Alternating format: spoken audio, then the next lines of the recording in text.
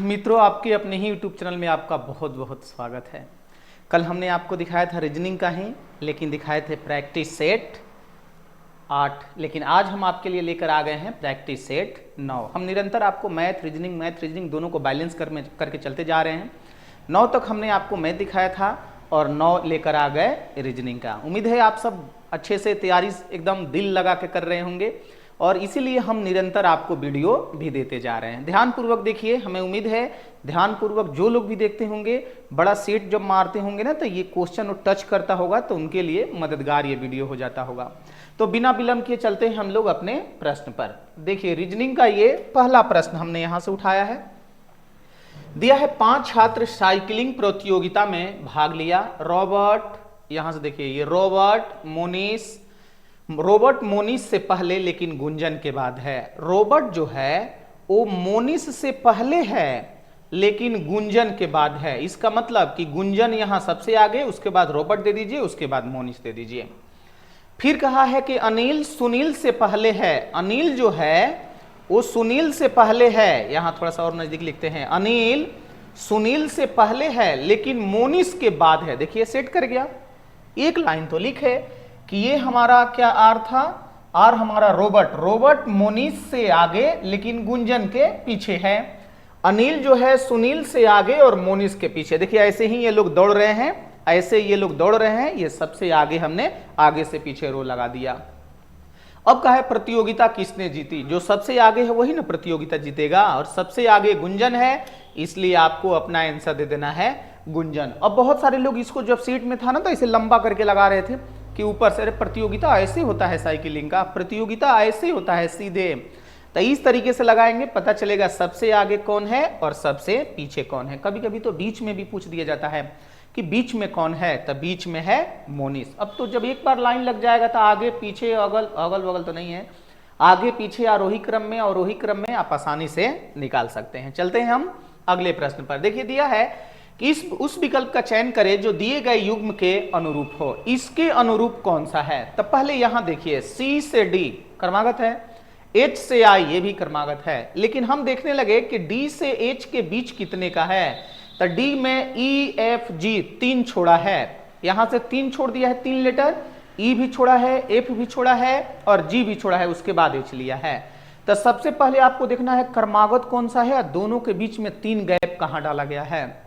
यहां हमने देखा कि P Q है और यहां Q के बाद R S T, उसके बाद U भी। ये तो पहला ही सेट कर गया।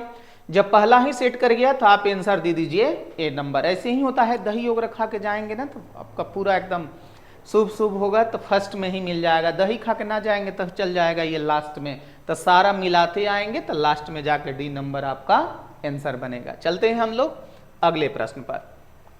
दिया निम्नलिखित में से विषम युग का पहचान करें। इसमें विषम कौन सा है? जैसे देखिए, यहां मिस्र एक देश है और कायरो उसकी राजधानी है।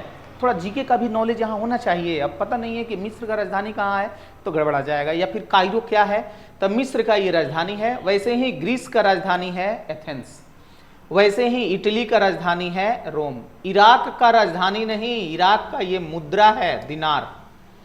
तो पूछा है इसमें से अलग का पहचान, विषम युग कौन सा है, तो बी नंबर। आपको अपना आंसर दे देना है बी नंबर, ठीक है। अब जिसको ये पता ही ना हो कि कौन सा राजधानी है, कौन सा मुद्रा है, वो तो ये तुरंत आगे बढ़ाएंगे और अगले क्वेश्चन पे चल जाएंगे। चलते हैं हम लोग अगले प्रश्न पर। देखिए कहा है निम्न में से विषम को, यहां भी विषम पहचानना है। ये दिया है नीचे ऊपर, नीचे से ऊपर, ऊपर और ये विशाल। अब देखिए विशाल हमारा क्या है, ये हमारा विशेषण है, ये हमारा पार्ट्स ऑफ स्पीच से देखें तो एडजेक्टिव है, बाकी सब अव्यय है। अव्यय है, नीचे ऊपर या से ऊपर और ऊपर ये अव्यय है, और विशाल हमारा है विशेषण। इसलिए हमें अपना यहां विषम भिन्न में दिखाना है विशाल, यानी बी नंबर हमारा आंसर। अगला प्रश्न देखें, ये नॉन वर्बल का दिया है। उस विकल्प आकृति का चयन करें जिसमें प्रश्न आकृति छिपी हुई अंतर्निहित है, रोटेशन की अनुमति नहीं देता है, 2 बार रोटेट नहीं करना चाहिए। अब यहां देखिए ये हमारा ऐसे मुड़ा हुआ है, तो हमने देखा इसमें तो नहीं है, इसमें नहीं है, इसमें मिल सकता है, लेकिन यहां देखिए ये कट गया है, लेकिन यहां तो कटा होना नहीं चाहिए। तो देखिए यहां से आपका मिल जाएगा। हम रिपीट कर देते, देखिए इसी पर हम पेन चला देते हैं। यहां से चल गया यहाँ, ये यहाँ ऐसे, देखिए ये मिल गया। पूछा है कहां पर निहित है, तो ऑप्शन बी में निहित है, ऑप्शन बी आंसर। अब बहुत सारे लोग ऐसे प्रश्न पूछते हैं कि ये सेम थोड़ी है, ऊपर से, हाँ ऊपर से लगा रहता है और देखना है कि उस आकृति से ऐसी आकृति निकाला जा सकता है कि नहीं, उस आकृति में ऐसी आकृति सम्मिलित है कि नहीं, अंतर्निहित है कि नहीं। अगर है तो आपको अपना आंसर दे देना है बी नंबर। चलते हैं अगले प्रश्न पर। उस संख्या की पहचान करें जो शेष से भिन्न है। शेष से भिन्न, ये हमारा है 14 का स्क्वायर, ये तो स्क्वायर ही नहीं है, ये है हमारा 16 का स्क्वायर और ये हमारा 11 का स्क्वायर। इतना लिख देने से आपको आंसर पता चल गया कि 3 तो हमारा कहीं ना कहीं वर्ग है और सी नंबर वर्ग नहीं है, इसीलिए यही हमारा भिन्न है। आपको अपना आंसर दे देना है 252 हमारा आंसर। अगला प्रश्न देखिए, निम्नलिखित श्रृंखला को पूर्ण करने के लिए सही विकल्प का पहचान करें। देखिए ऐसे श्रृंखला दिया गया है जिसमें लिखा है 1 3 5 11 21 43 85 171 डॉट डॉट डॉट। अब देखिए यहां से श्रृंखला जो भी हमारा सीरीज का प्रश्न होता है, आप देखेंगे कितना भी सीरीज पे कमांड रखेंगे ना, कभी कभी आप कुछ और सेट करेंगे, एग्जाम में कुछ और सेट किया गया है। जैसे यहां पर आपने देखा कि यहां हो सकता है कि 2 बढ़ाया है, 2 बढ़ाया है, 6 बढ़ाया, ऐसे करके, या हो सकता है दुगना करके 1 बढ़ाया है, तो फिर दुगना करेंगे तो 1 बढ़ा नहीं, 1 घट गया। तो चलो वही सीरीज लगा लेते हैं कि दुगना करके 1 बढ़ाते हैं, फिर 1 घटाते हैं, बनता है कि नहीं। तो 1 को दुगना करेंगे तो 2 होगा और 1, हाँ जी, दुगना करके 1 बढ़ाया है, यहाँ दुगना करके 1 घटाया है, फिर दुगना करके 1 बढ़ाया है, फिर दुगना करके 1 घटाया है, फिर दुगना करके यहाँ पर देखिए 1 बढ़ाया है, यहाँ दुगना करके 1 घटाया है, फिर यहाँ पर दुगना करके 1 बढ़ाया गया है। तो अगली बार इसको दुगना करके हमें 1 घटाना होगा, यानी सीरीज ही लग गया कि डबल कीजिए, एक बार 1 जोड़िए, डबल कीजिए, अगली बार 1 घटा दीजिए। तो जैसे यहाँ पर 171 को अगर हमने दुगना किया और यहाँ -1 करना है, तो ये 2 और ये 242 हो गया, 1 घटा के देखिए, सॉरी 342, और यहाँ आ गया 341। ऑप्शन सी पर दिया गया है, यही हमारा आंसर। बहुत बढ़िया है, एक बार दुगना करके 1 जोड़ा गया है, दूसरी बार दुगना करके 1 घटाया गया है। चलते हैं हम अगले प्रश्न पर। अगला देखिए, ये भी हमारा सीरीज का ही प्रश्न है। यहां पर 2, फिर हम लोग यहां से मल्टीप्लाई करके देखेंगे कि यहां 4 से गुणा किया गया है, यहां 3 से, ऐसे ऐसे करके। आपको ऐसा थोड़ी है कि इसमें कोई सूत्र होता है कि हम आपको बता दें कि चलिए जी ये सूत्र लगा दीजिए, ये सूत्र जैसे लगाएंगे आपका आंसर। नहीं, सीरीज आपको खुद है, सीरीज ही बताएगा आपको करना क्या है, प्रश्न ही बताएगा आपको करना क्या है। इसलिए ध्यानपूर्वक सारे रूल लगा के फिर ऑप्शन का भी सहारा लेना होता है, उसके अकॉर्डिंग हमारा ऑप्शन में दिया है कि नहीं। अगर दिया है तो आप आंसर दीजिए, नहीं दिया हुआ है तो दूसरा तरीका आजमाइए। हो सकता है कि आपने जो रूल लगाया वो रूल इसमें ना है, दूसरा कोई रूल लगा हुआ है। जैसे यहां देखिए, अगर 2 है, ये 9 है, यहां 28, यहां 64। कहा है कि इसमें पहचान कीजिए कि इस श्रृंखला में संबंधित नहीं है, श्रृंखला से अलग डाला गया है। तो जैसे 2 है तो 1 का क्यूब करके 1 कर देंगे, देखिए 2 आ गया। वैसे ही 2 का क्यूब करके 1 करेंगे तो देखिए 9 आ गया। वैसे ही 3 का क्यूब करके 1 करेंगे तो देखिए आपका 28 आ गया। तो 4 का क्यूब करके 1 कीजिए, देखिए आपका 65 आ गया। लीजिए यहीं पर गलत हो गया।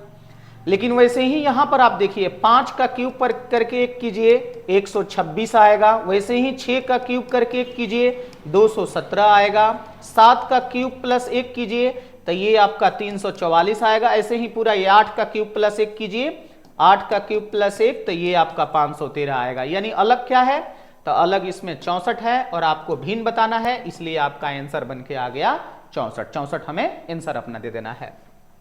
अब ये प्रश्न देखिए, ये प्रश्न हमने पिछले सेट में डाला था ये, तो बहुत सारे लोग ग्रुप के माध्यम से या फिर आके पूछे भी कि ये वाला प्रश्न एक बार फिर से बता दीजिए।